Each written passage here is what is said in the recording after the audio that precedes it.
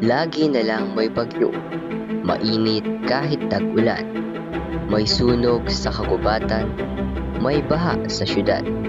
Pero alam mo ba kung bakit ito nangyayari? At alam mo ba kung gaano tayo kaapektado bilang Pilipino?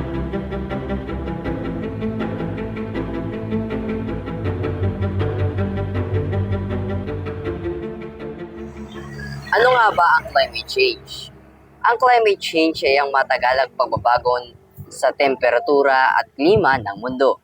Dahil ito sa sobrang greenhouse gases gaya ng carbon dioxide na mula sa pollution, pagsusunog ng fossil fuels at pagkahubos ng kagubatan.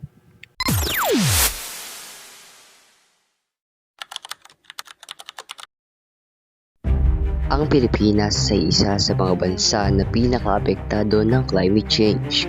Bakit? Nasa typhoon belt tayo, archipelago, surrounded by ocean, at maraming Pilipino ang nakatira sa coastal areas na madaling bahain.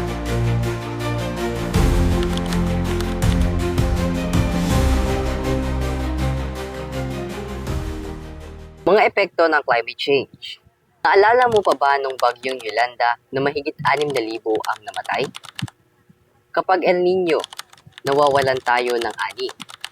At kapag tumataas ang tubig dagat, nanganganib ang maraming komunidad.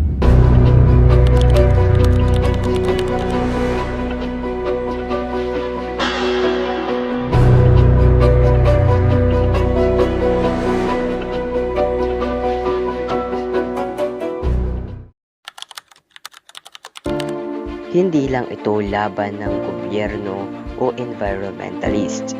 Kapag aware tayo, makakagawa tayo ng mas tamang desisyon sa pagboto, sa pamumuhay, at sa pagtuturo sa iba.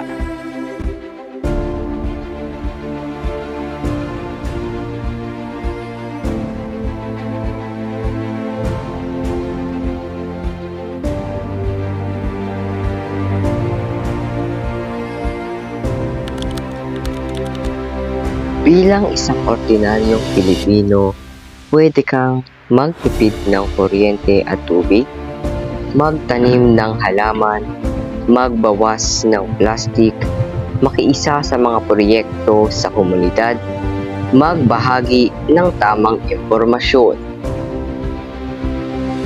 Sa laban kontra climate change, mahalaga ang bawat isa. Simulan natin sa awareness.